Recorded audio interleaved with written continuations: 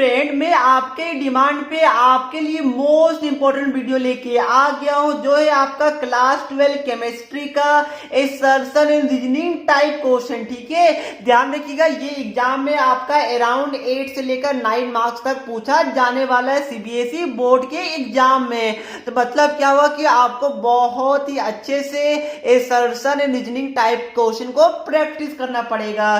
तो मैं फाइनली आपको बताने आ गया हूं कि आपको कैसे इस टाइप के क्वेश्चन को टैकल करना है, आपको कैसे सॉल्व करना है, सभी कुछ मैं आपको बताऊंगा। आपको बिल्कुल भी टेंशन नहीं लेना है। ठीक है, मैं यहाँ पर सभी टाइप का क्वेश्चन आपके लिए कवर कर रहा हूं ताकि सभी student maximum to maximum marks score कर सके। अब देखिए, सबसे पहले एक बार बता दूं कि ये strictly as per the CBSE reduce syllabus होने वाला है और बोर्ड एग्जाम 2021 स्टूडेंट के लिए आपको मतलब 22 वाले भी है तो भी आपके लिए वैलिड होगा, बट फिलहाल ये 21 के लिए। अब देखिए, यहाँ पर सबसे पहले आपको पता होना चाहिए कि ये असर्शन एंड रीजनिंग होता क्या है। ठीक है, मैं बताता हूँ। असर्शन एंड रीजनिंग आपका दो स्टेटमेंट होता है, दो सेंटेंस होता है। ठीक है, क्या होता है वो मैं अभी आपको बताऊंगा। देखिए, सबसे पहले आपका एग्जाम में क्वेश्चन क्या आएगा कि ये आपको 4 ऑप्शन गिवन रहेगा, उसके बाद नीचे आपसे क्वेश्चन पूछा जाएगा और आपको बताना होगा कि ये 4 में से कौन सा ऑप्शन करेक्ट है। ठीक है, ध्यान रखिएगा, आप मल्टीपल चॉइस क्वेश्चन समझ सकते हैं, बट मल्टीपल चॉइस इसको नहीं बोलते, असर्शन एंड रीजनिंग टाइप बोला जाता है। अब सबसे पहले मैं आपको दिखाता हूं क्वेश्चन की ओर कि क्वेश्चन आपका पूछा किस तरह जाएगा। देखिए, यहाँ पर देखिए, आप क्वेश्चन नंबर 1 देख पा रहे होंगे। ये आपका असर्शन है जहां पर आपको एक सेंटेंस, एक स्टेटमेंट गिवन है। ठीक है, फिर आपको नीचे क्या गिवन है, रीजन। ये ऊपर असर्शन है और उसका रीजन यहाँ पर नीचे गिवन है। और क्या हो गया, ये दोनों आपका दो स्टेटमेंट हो गया। यहां तक किसी को प्रॉब्लम है? मैंने आपको दिखा दिया कि क्वेश्चन किस तरह पूछा जाएगा। ठीक है, आपका दो सेंटेंस रहेगा, असर्शन और आपका रीजन। आप ऑप्शन पे थोड़ा आप लोग नजर डालिए। पहला ऑप्शन आपको क्या बोलता है कि both assertion and reason are correct. ठीक है, ध्यान रखिएगा कि दोनों आपका करेक्ट स्टेटमेंट होना चाहिए। मतलब क्या होगा, देखिए यहां पर पहला क्वेश्चन देखिए, पहला वाला ऑप्शन क्या बोल रहा है कि ये दोनों जो हमारे स्टेटमेंट है वो हमारा करेक्ट है। उसके आगे पढ़िए एंड, मतलब करेक्ट है, उसके बाद भी ये भी चीज होना जरूरी है। ठीक है, reason is the correct explanation of the assertion. मतलब क्या हो, देखिए ये आपका असर्शन है और ये आपका रीजन है। आपको क्या करना, पहले चेक करना कि असर्शन सही है या फिर गलत है। ठीक है, आपने देखा कि असर्शन सही है, फिर आप लोग क्या देखिएगा, रीजन पढ़ेगा। ठीक है, आपने रीजन पढ़ा तो आपको पता चला कि ये रीजन भी हमारा सही है। तो उसके बाद आपको क्या देखना पड़ेगा कि जो आपका रीजन है क्या वो असर्शन का सॉल्यूशन है, क्या असर्शन का करेक्ट एक्सप्लेनेशन है। अगर ऐसा होगा तो आपका ऑप्शन ए होने वाला है। बट अगर जो आपका रीजन है वो आपका इंडिपेंडेंट ऑफ ए है, मतलब क्या हो गया, मतलब कि जो आपका असर्शन है उसका जो रीजन है वो एक्सप्लेनेशन नहीं गिवन है, reason is the incorrect explanation of assertion. तो उस केस में क्या होगा, आपको ऑप्शन बी मार्क करना पड़ेगा। ठीक है, reason is not the correct explanation of assertion. मैं आपको बताऊंगा, टेंशन नहीं लीजिए, थोड़ा वेट कीजिए। अब देखिए ऑप्शन सी क्या बोलता है आपको। ऑप्शन सी और ऑप्शन डी में तो कुछ आपका मतलब कि सबसे सिंपल है। ठीक है, ऑप्शन सी क्या बोल रहा है कि असर्शन सही है और रीजन आपका गलत है। मतलब क्या हो गया, आपने दो स्टेटमेंट को पढ़ा, आपको लगा कि पहला सही है दूसरा गलत है, तो आप लोग सीधा सी मार्क ही आ जाएगा। फिर इसका वाइस वर्सा, अगर आपका असर्शन आपको गलत लग रहा है और रीजन आपको करेक्ट लग रहा है तो आपका ऑप्शन डी होगा।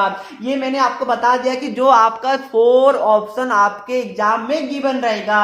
अब डायरेक्ट मैं चलता हूं क्वेश्चन की तरफ, क्योंकि जितना क्वेश्चन आप लोग प्रैक्टिस कीजिएगा उतने अच्छे से आपका क्लियर हो पाएगा। ठीक है, तो देखिए ये आपके लिए क्वेश्चन नंबर 1 है, ध्यान से क्वेश्चन को पढ़िएगा और ये आपका चैप्टर नंबर 2 सॉल्यूशन है। ठीक है, अब देखिए यहाँ पर असर्शन क्या बोला है कि मोलरिटी। आप मुझे ये बताइए कि मोलरिटी क्या होता है। मोलरिटी का क्या आपको फॉर्मूला पता होगा? बिल्कुल पता होगा। आपका क्या होता है, number of moles of solute divided by volume of solution in litre होता है। ये सब तो आपको पता होगा। क्या पता है? बिल्कुल पता है सर जी। तो यहाँ पर देखिए number of moles by volume होता है, ये आपका मोलरिटी का फॉर्मूला होता है। यहाँ पर क्या गिवन है कि जो आपका, देखिए यहाँ पर मैं लिखता हूँ, ये आपका मोलरिटी हो गया, ये इसका फॉर्मूला क्या होता है, number of moles by volume होता है। ठीक है, अब ध्यान देखिए यहाँ पर क्या बोल रहा है कि molarity of a solution in liquid state changes with temperature. ठीक है, आपको क्या बोल रहा है कि जो मोलरिटी है उसको टेम्परेचर पे डिपेंडेंस दिखा रहा। मतलब क्या हुआ, मतलब ये कि अगर हम लोग टेम्परेचर को कम करेंगे ज्यादा करेंगे तो मोलरिटी भी चेंज होगा। क्या ये करेक्ट स्टेटमेंट है? आपको सोचना पड़ेगा।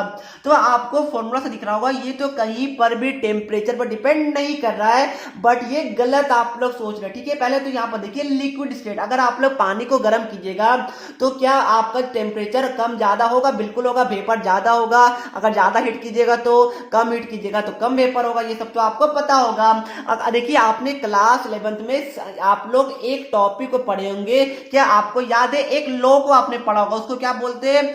Charles law. ठीक है, उसमें आपने क्या पढ़ा था कि जो आपका वॉल्यूम है वो आपका डायरेक्टली प्रोपोर्शनल टू टेम्परेचर होता है।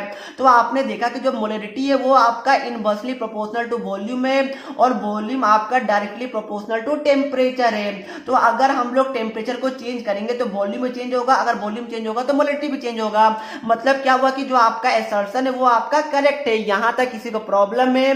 मैंने आपको क्लियर कट एक्सप्लेन कर दिया। ठीक है, यहां पर क्या बोला था कि जो आपका मोलरिटी है वो आपका चेंज होगा टेम्परेचर को चेंज करने पे। बिल्कुल होगा, क्योंकि टेम्परेचर चेंज कीजिएगा तो वॉल्यूम चेंज होगा, वॉल्यूम चेंज होगा तो मोलरिटी भी चेंज होगा। तो मैंने आपको डिटेल में समझा दिया ताकि सभी बच्चे को समझ में आ सके। ठीक है, और volume is directly proportional to temperature होता है, ये आपका चार्ल्स लॉ बोलता है एट कांस्टेंट प्रेशर पे। ठीक है, अब देखिए यहाँ पर रीजन क्या बोला कि the volume of a solution changes with change in temperature. ठीक है, जैसा कि मैंने आपको बताया कि जो आपका वॉल्यूम है वो आपका डायरेक्टली प्रोपोर्शनल टू टेम्परेचर है। तो जैसे ही आप टेम्परेचर को चेंज कीजिएगा तो ऑब्वियस है कि आपका वॉल्यूम भी चेंज होगा।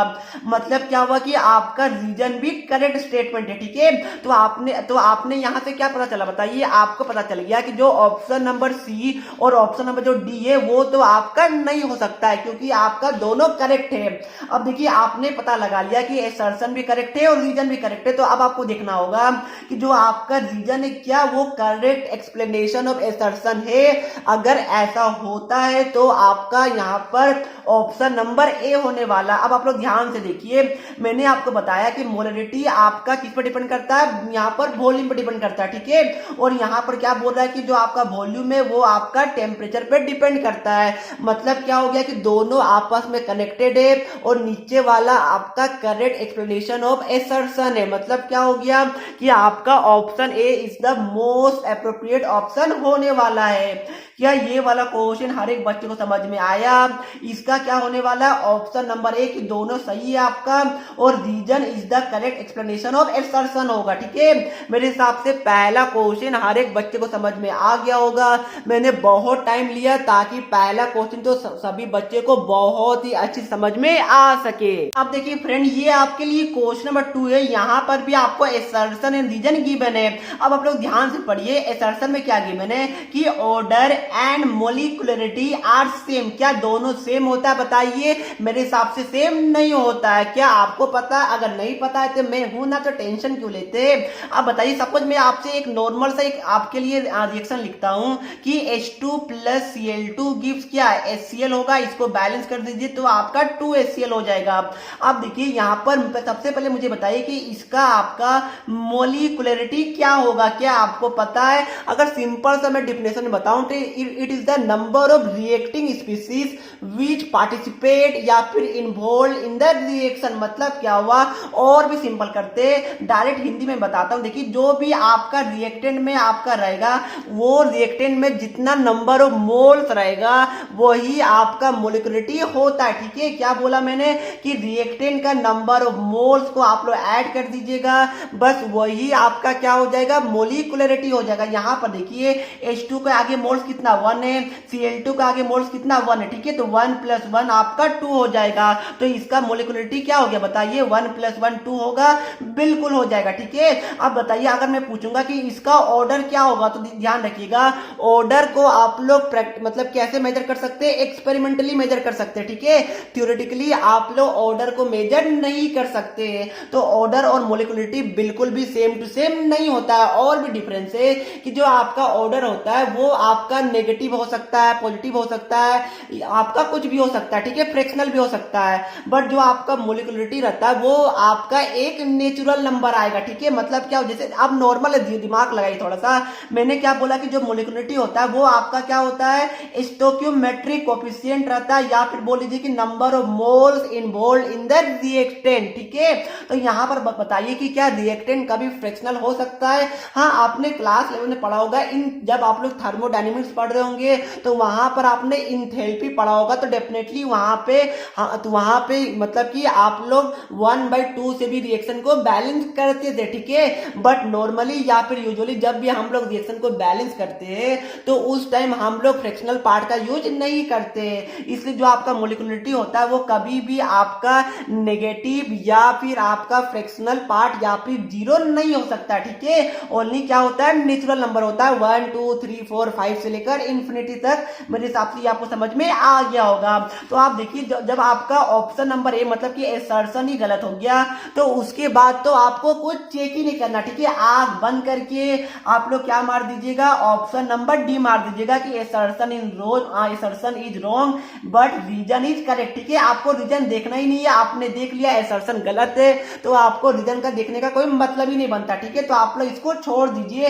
फिलहाल आप लोग चाहते हुए पढ़ सकते हैं, ऑर्डर इज डिटरमाइंड एक्सपेरिमेंटली। मैंने आपको बताया कि जो आपका ऑर्डर है वो आपका एक्सपेरिमेंट के थ्रू ही पता चल सकता है। ये आपका क्या होता है, सम ऑफ द पावर ऑफ मतलब कि कंसंट्रेशन, ठीक है, ये आपको पता होगा।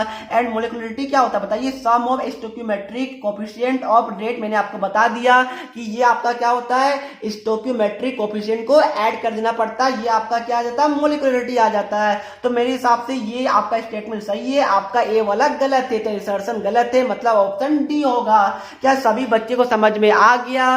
Very good. अब देखिए जो क्वेश्चन नंबर 3 क्या बोला, वो भी केमिकल काइनेटिक्स ही है।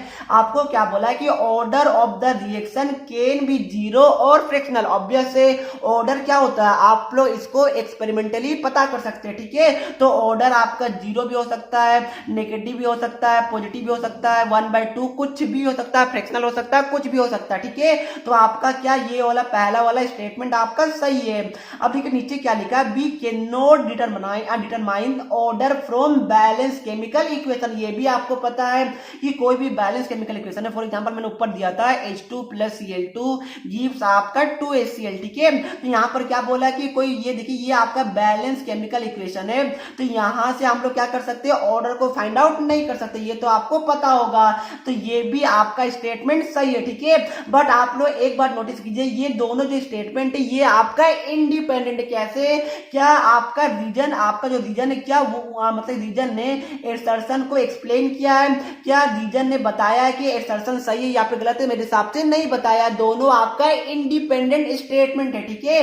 Reason is not the correct explanation of assertion. अगर समझ में नहीं आया तो दिमाग में ऐसा सोचिए कि अगर आपके एग्जाम में क्वेश्चन आएगा कि order of the reaction can be zero और फ्रैक्शनल वाई, ठीक है, आपके एग्जाम में ये क्वेश्चन आया, तो आप लोग देखिए क्या उस वाले क्वेश्चन का आंसर हमारा ये आ रहा है, क्या आप लोग इसका आंसर ये लिखिएगा कि हम लोग मतलब कि ऑर्डर को बैलेंस केमिकल इक्वेशन से डिटरमाइन नहीं कर सकते? बिल्कुल नहीं, ये तो आपका अलग स्टेटमेंट हो गया। तो इसमें आपका क्या हो जाएगा ऑप्शन, इसका हो जाएगा बी वाला जो आपका ऑप्शन है, ये आपका मोस्ट एप्रोप्रिएट ऑप्शन होने वाला, ठीक है। कि आपका असर्शन है रीजन दोनों सही है आपका, but reason is not the correct explanation of assertion. तो मेरे हिसाब से क्वेश्चन नंबर 3 भी आप सभी को समझ में आ गया होगा। अब देखिए ये आपके लिए क्वेश्चन नंबर 4 है। यहां पर क्या गिवन है असर्शन में कि कोगुलेशन पावर ऑफ Al3+, ध्यान रखिएगा, coagulation power of Al3+ is greater than या फिर मोर देन Na+। ऑब्वियस है, क्योंकि देखिए यहां पर चार्ज 3 और यहां पर चार्ज 1 है, तो आपको पता होगा ग्रेटर चार्ज होगा तो उसका ग्रेटर क्या होता है, कोगुलेशन पावर होता है, आपने सरफेस केमिस्ट्री में पढ़ा होगा। अब देखिए इसका रीजन क्या बोल पहला स्टेटमेंट तो सही है। आप देखिए इसका रीजन क्या बोल रहा है कि greater the valency of the flocculating ion added greater is its power to cause precipitation. बिल्कुल सही है। सही कैसे? देखिए ये कौन सा रूल है बताइए, अगर आपने पढ़ा होगा तो यहाँ पर केमिस्ट्री सरफेस केमिस्ट्री, तो आपको पता होगा ये आपका कौन सा रूल है बताइए, हार्डी-सुल्ज रूल बोलते हैं, बट स्पेलिंग को थोड़ा ध्यान रखिएगा, SCH ULZE बोलते हैं, ठीक है। ये क्या है, हार्डी-शुल्ज रूल इसको बोलते हैं, ठीक है। तो ये आपका क्या है, हार्डी-शुल्ज रूल है और बिल्कुल सही है, क्योंकि आपको पता, मैंने आपको जस्ट बताया कि आपका चार्ज या फिर बैलेंसी ज्यादा होगा तो ऑब्वियस है कि कोगुलेशन पावर भी ज्यादा होगा, तो यहाँ पर भी आपका यही बता रहा है। और ध्यान रखिएगा, ये पहले वाले जो स्टेटमेंट है उसका करेक्ट एक्सप्लेनेशन भी है, ठीक है। कि अगर आपके एग्जाम में क्वेश्चन आ जाता है कि वाई मतलब कि coagulation power of Al3 plus is more than Na+, why give reason, तो अगर आप लोग ये रीजन लिखिएगा तो बिल्कुल सही होगा, ठीक है। तो आपका क्या होगा, दोनों आपका स्टेटमेंट सही है और पहला वाला क्या है, मतलब दूसरा वाला जो आपका रीजन है वो आपका असर्शन का करेक्ट स्टेटमेंट है। मैंने आपको एक छोटा सा ट्रिक बताया कि अगर आपको डाउट होता है कि सर ये वाला करेक्ट स्टेटमेंट है या फिर नहीं, तो सिंपली दिमाग में आप लोग एक चीज बैठाइए कि आप लोग सिंपली पहले वाले को क्वेश्चन मान लीजिए और उसके बगल में वाई लगा दीजिए, गिव रीजन लगा दीजिए। फिर देखिए क्या पहले वाले को क्वेश्चन मान लीजिए और देखिए क्या ये वाले क्वेश्चन का ये वाला आंसर है, अगर है तो मतलब आपका ऑप्शन नंबर ए होगा, जहां पर असर्शन और रीजनिंग दोनों सही होता है और reason is the correct explanation of assertion होता है, ठीक है। तो इसका स्टेटमेंट क्या हो जाएगा, मतलब इसका आपका आंसर क्या हो जाएगा, ऑप्शन नंबर ए हो जाएगा। यहां तक किसी को डाउट है, मेरे हिसाब से नहीं होगा। अब देखिए क्वेश्चन नंबर 5 क्या बोला, ये आपका कोऑर्डिनेशन कंपाउंड से। अब देखिए ये बोला है आपका कि यहाँ पर एक कंपाउंड गिवन है FeCN, यहाँ पर 6 है और यहाँ पर पावर में 3 नेगेटिव है। ये क्या बोल रहा है कि ये इसमें आपका 2 अनपेयर इलेक्ट्रॉन है, ठीक है। तो अगर आपने बैलेंस बैंड थ्योरी मतलब कि BBT अगर पढ़ा होगा तो आप लोग इसका आंसर बहुत ही आसानी से दे सकते हैं। कैसे बताइए, पहले आप लोग Fe का चार्ज निकालिए, तो अगर मैं Fe को x मानूं और Cn में क्या होता है -1 होता है, ठीक है। तो ये -6 इज इक्वल टू -3 हो जाएगा, तो x is equal two plus हमारा 3 आ जाएगा, तो आपका क्या आ गया, Fe का पावर आपका +3 आ गया। आप बताइए कि Fe का एटॉमिक नंबर कितना होता है, क्या आपको पता है, free coaching to Nitin house मतलब कि एटॉमिक नंबर 26 होता है, ठीक है। मैंने याद किया, वो आपका तरीका देख लीजिए। तो देखिए अगर मैं Fe का ड्रॉ करूं तो ये आपका क्या हो जाएगा, देखिए ये आपका d ऑर्बिटल है, तो इसमें आपका कितना आएगा, ये इसका एटॉमिक नंबर 26 होता है, तो ये आपका आ जाएगा कुछ इस तरह आ जाएगा, ठीक है। और s ऑर्बिटल में क्या होगा, 2 इलेक्ट्रॉन रहता है, तो यहाँ पर Fe3 पॉजिटिव का क्या आप लोग ड्रॉ कर सकते हैं, बिल्कुल ड्रॉ कर सकते हैं। कैसे ड्रॉ कीजिएगा बताइए, पहले आपका इलेक्ट्रॉन कहां से जाएगा, s से जाएगा, तो 2 इलेक्ट्रॉन आपका चला गया, फिर तीसरा कहां से जाएगा, यहां से जाएगा, तो आपका क्या बचेगा बताइए, आपका कुछ इस तरह बच जाएगा। क्या आपने BBT थ्योरी पढ़ा है, अगर पढ़ा है तो आपको पता होगा।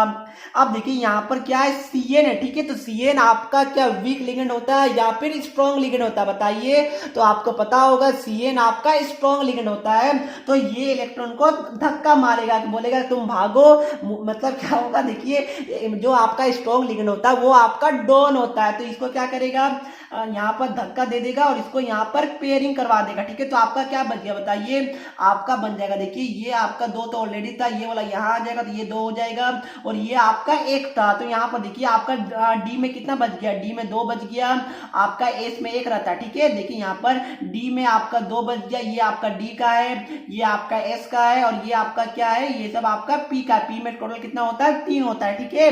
तो देखिए यहाँ पर Cn क्या है, 6 है, ठीक है। तो यहाँ पर आपको Cn आएगा, यहाँ भी Cn, यहाँ भी Cn, यहाँ भी Cn, यहाँ भी Cn, यहाँ भी Cn आएगा, ठीक है। तो यहाँ पर देखिए सबसे पहले क्या बोला है कि 2 अनपेयर्ड इलेक्ट्रॉन है, तो क्या इसका 2 अनपेयर्ड इलेक्ट्रॉन है, जी बिल्कुल नहीं। यहाँ पर देख पा रहे होंगे ओनली 1 अनपेयर्ड इलेक्ट्रॉन है, मतलब क्या हो गया, ये वाला जो असर्शन है ये आपका गलत हो गया। अब देखिए रीजन में क्या लिखा है कि इसका हाइब्रिडाइजेशन है वो D2sp3 है, देखिए यहाँ पर हाइब्रिडाइजेशन क्या हो गया, D2sp3 हो गया, मतलब कि ये आपका सही है, तो असर्शन आपका गलत है और आपका रीजन सही गिवन है, तो मतलब क्या हो गया, ऑप्शन नंबर आपका क्या हो गया, D हो गया, ठीक है। मैं आपको दिखाता हूं, देखिए ये आपका था, ये आपका क्या था, assertion is wrong but reason is correct, मतलब क्या हो गया, यहाँ पर असर्शन गलत है और रीजन आपका सही है, तो option D is the most appropriate option होने वाला है। तो फिलहाल मैं ये वीडियो को यहीं पर समाप्त करूंगा। मैंने आपके साथ टोटल 5 क्वेश्चन डिस्कस कर लिया और भी ये सीरीज को हम लोग कंटिन्यू करेंगे। मेरे हिसाब से हर एक बच्चे को ये 5 क्वेश्चन समझ में आ गया होगा। तो वीडियो अच्छी लगी तो वीडियो को लाइक कर दीजिएगा और चैनल पे नए आए तो सब्सक्राइब करना बिल्कुल भी नहीं भूलिएगा। तो चलिए फ्रेंड, मिलते हैं नेक्स्ट वीडियो में, तब तक के लिए पढ़ते रहिए। जय हिंद, जय भारत।